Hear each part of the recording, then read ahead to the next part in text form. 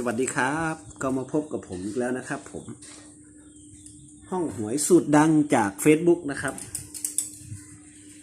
วันนี้ผมก็มีสูตรมานำเสนอเพื่อนๆนะครับผมที่เข้ามาติดตามรับชมนะครับ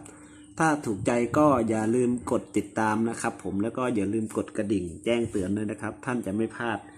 สูตรหวยที่เป็นที่โด่งดังอยู่ใน Facebook นะครับผม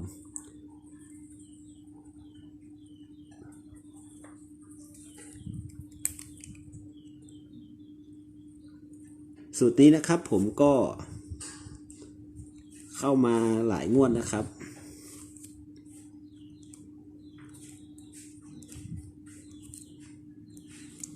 วิธีทำก็ง่ายๆนะครับผมเพื่อนๆถ้าเข้ามาดูแล้วถูกใจก็อย่าลืมกดติดตามนะครับท่านจะได้ไม่พลาดนะครับเวลาผมได้คลิปมาลงสูตรหวยให้ท่านได้เป็นแนวทางในการซื้อสลากกินแบ่งรัฐบาลครับ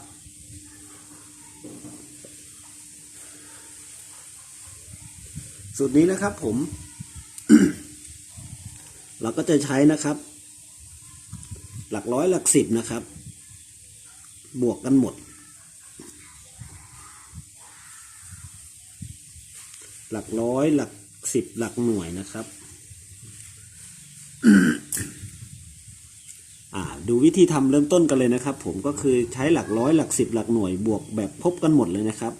7 บวก 6 เท่ากับ13นะครับ13 บวก 7 เท่ากับ0นะครับแล้วเราก็มานำด้วยบวกเลข3นะครับคงที่นะครับผม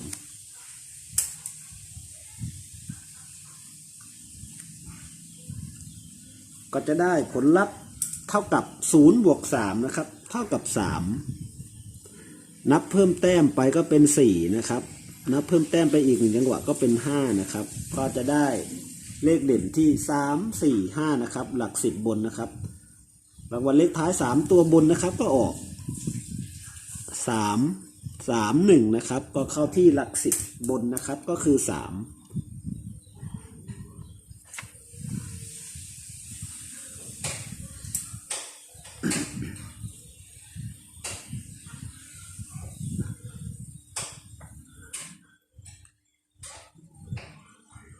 เรามาดูงวดต่อมากันเลยนะครับ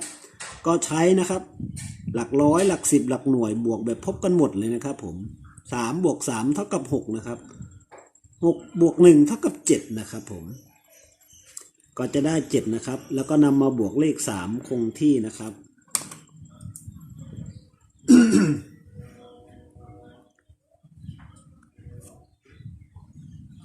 ก็จะได้ผลลัพธ์เท่ากับ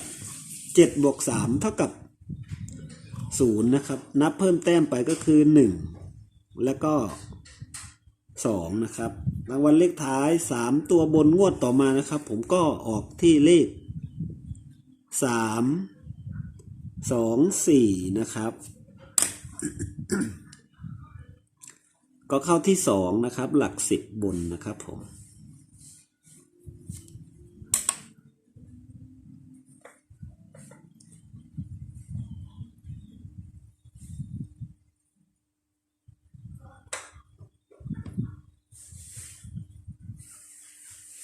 เราก็มาดูงวดต่อมากันนะครับผมวิธีทำนะครับก็คือใช้หลักแสนนะครับหลัก10หลักหน่วยบวกแบบพบกันหมดนะครับผมก็คือใช้3 บวก 2 บวก 4นะครับ3 บวก 2 เท่ากับ5นะครับ5 บวก 4 เท่ากับ9 9เราก็นำมาบวกเลข3คงที่นะครับ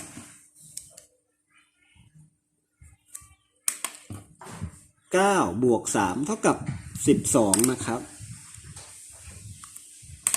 แล้วก็จะได้ที่เลข2นะครับแล้วก็นับเพิ่มแต้มไปอีก2จังหวะก็คือ2 3แล้วก็4นะครับรางวัลเลขท้ายนะครับ2ตัวบนงวดต่อมาออก5 2 6นะครับก็เข้าที่2นะครับหลัก10เป็นไงครับเพื่อนๆแล้วก็มาดูงวดต่อมากันเลยนะครับผมงวดต่อมานะครับก็คือใช้หลักแสนหลักร้อยหลัก10หลักหน่วยบวกแบบพบกันหมดนะครับเราก็จะได้นะครับ2 บวก 5เป็น7นะครับ 7บวก6เท่ากับ13นะครับผมแล้วเราก็มานำมาบวกเลข3คงที่นะครับ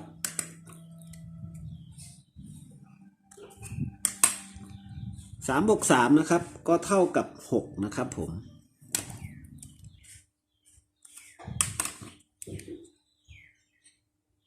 นับเพิ่มแต้มไปอีก2จังหวะก็คือ7แล้วก็8รางวัลเลขท้าย3ตัวบนงวดต่อมานะครับผมแท้ๆออก461นะครับ461ก็เข้าที่6นะครับหลัก10บนนะครับผม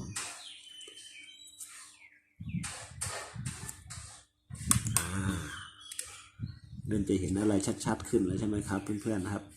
เราก็มาต่อที่งวดต่อมานะครับผมเราก็ใช้หลักแสนนะครับก็คือ4นะครับบวกด้วยหลัก10บนก็คือ6แล้วก็บวกด้วยหลักหน่วยบนก็คือ1นะครับ4บวก6บวก1เท่ากับ11นะครับแล้วก็มานำบวกด้วยเลข3คงที่นะครับก็จะได้เท่ากับ1บวก3นะครับเท่ากับ4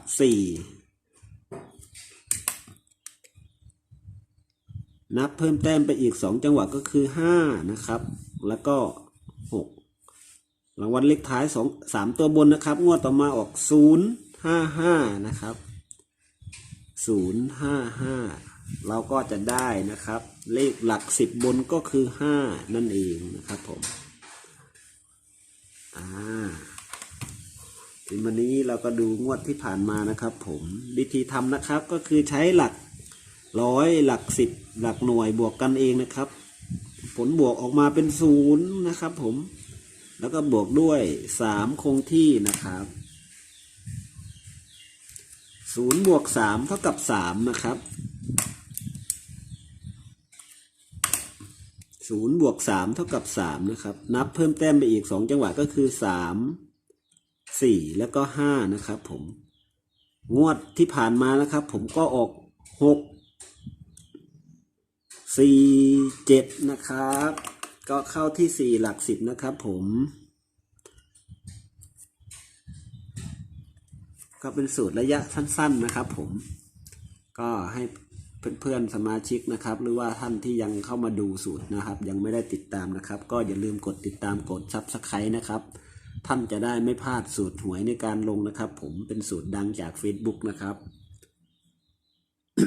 อย่าลืมกดติดตามกด Subscribe กันนะครับเพื่อจะได้เป็นแนวทางในการนะครับนำไปซื้อสลากกินแบ่งรัฐบาลนะครับผมเราไม่สนับสนุนนะครับสิ่งผิดกฎหมายใดๆทั้งสิ้นนะครับผม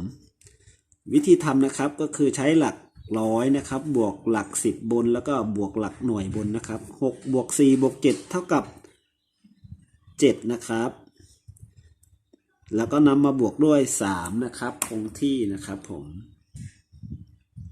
เราก็จะได้เด่นนะครับก็คือ0 1 2นะครับ